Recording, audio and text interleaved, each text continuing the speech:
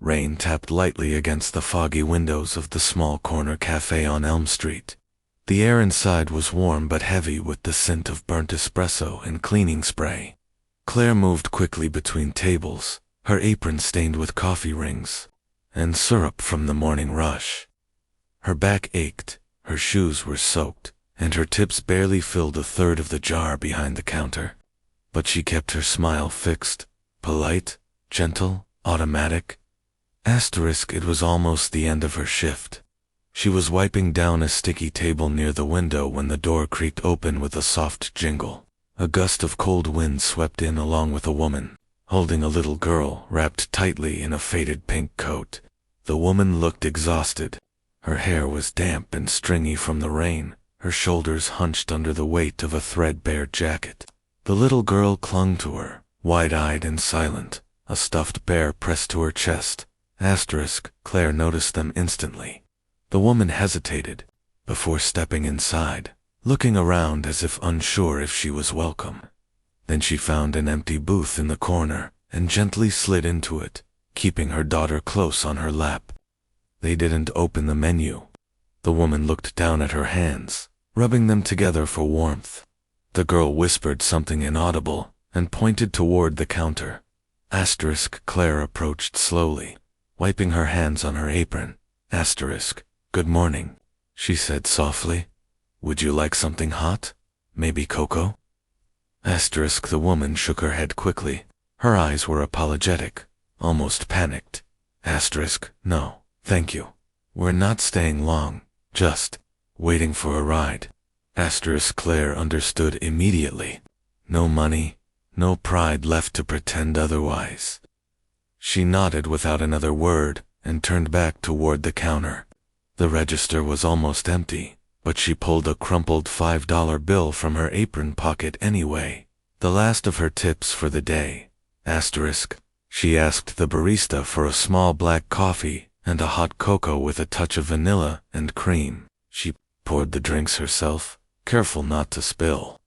She carried them back over, placing them gently on the table. This is on me, she said. You both look like you could use something warm.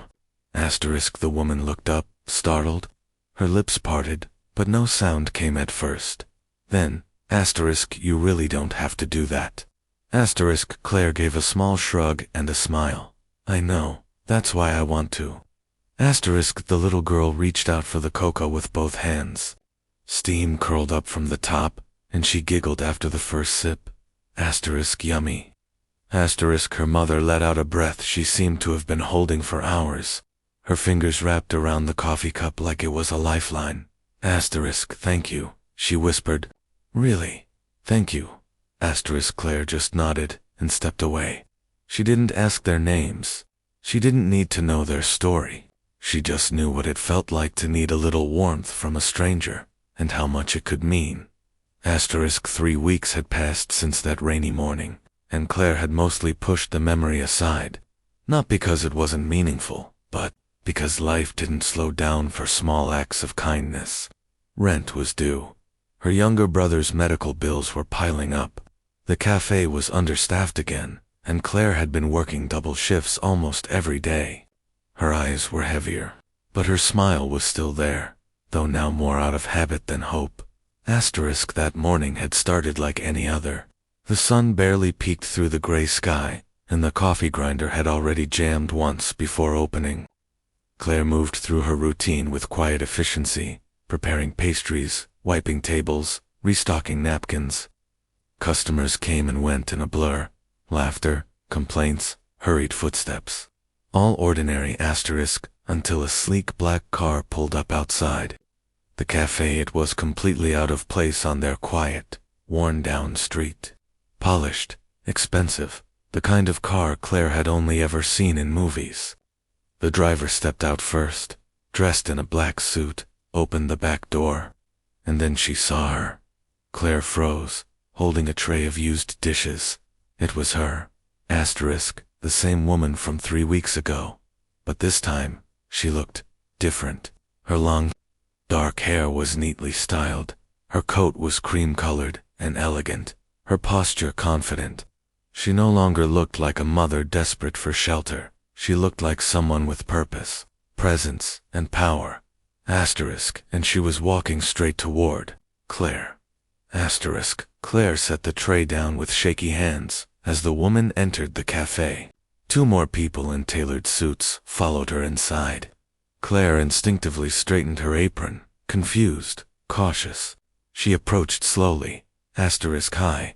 Can I help you? She asked, unsure if the woman even recognized her. But she did. You're Claire, right? The woman said, with a gentle smile. Claire blinked. Yes. My name is Julia Hart. I'm the CEO of Hartwell Industries. Claire's heart skipped. Wait, what? Julia nodded. When you saw me last, I wasn't exactly at my best. My company was under siege from a takeover attempt. I'd been living out of a suitcase for a week, and I was preparing to surrender everything.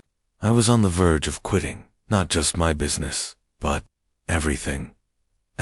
Claire was speechless. Julia continued. You didn't know who I was.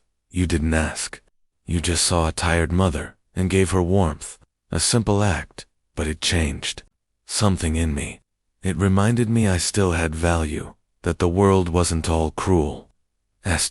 She reached into her purse and pulled out an envelope. Placing it on the counter, she looked into Claire's stunned eyes. I came here to return the favor.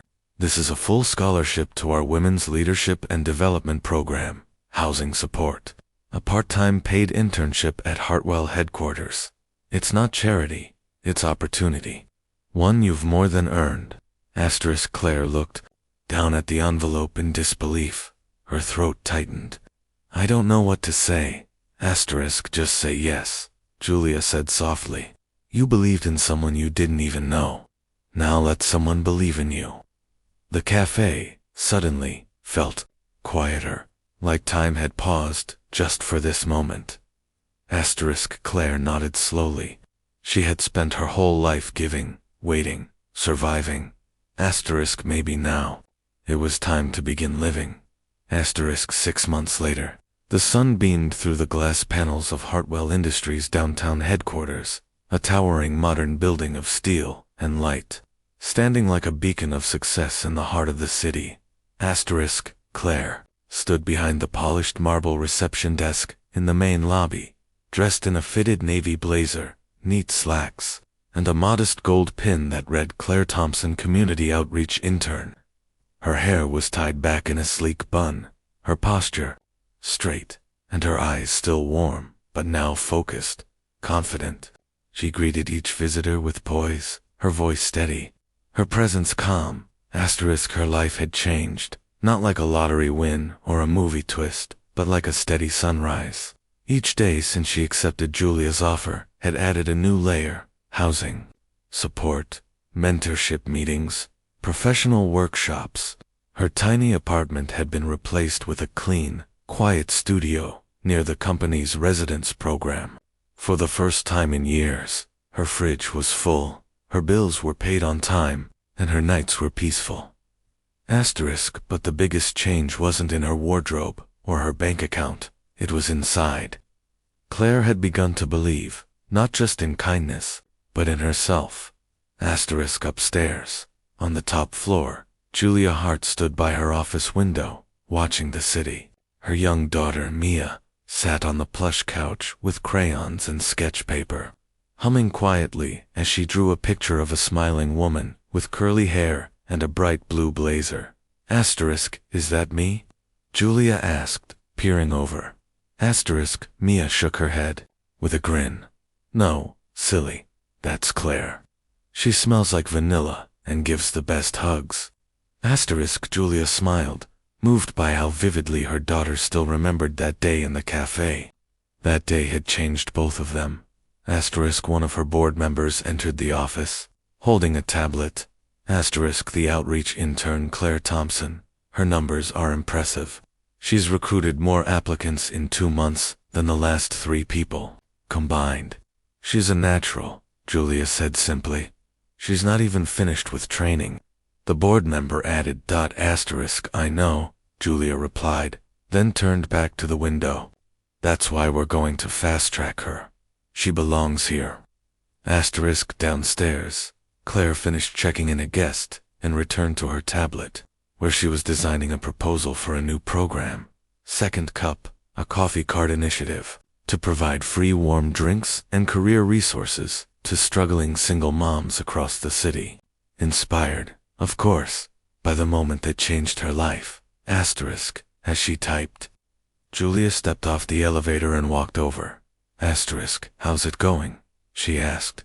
Asterisk, Claire looked up and smiled. Actually, really good. I'm working on something I want to pitch to you soon. Asterisk, looking forward to it, Julia said. Also, the team wants you at the upcoming leadership dinner. Not as staff, as a speaker. Asterisk, Claire blinked. Me, I've never given a real speech before. Asterisk, Julia smiled warmly. You already gave the most important one. 6 months ago, without saying a word, just by handing someone a cup of coffee. Asterisk, they both stood there for a moment, silently sharing the weight of what had been and what was to come. Asterisk, sometimes the biggest changes come from the smallest gestures. Asterisk, 1 cup of coffee. One moment of kindness. One woman who chose to care, even when she had so little herself. Asterisk.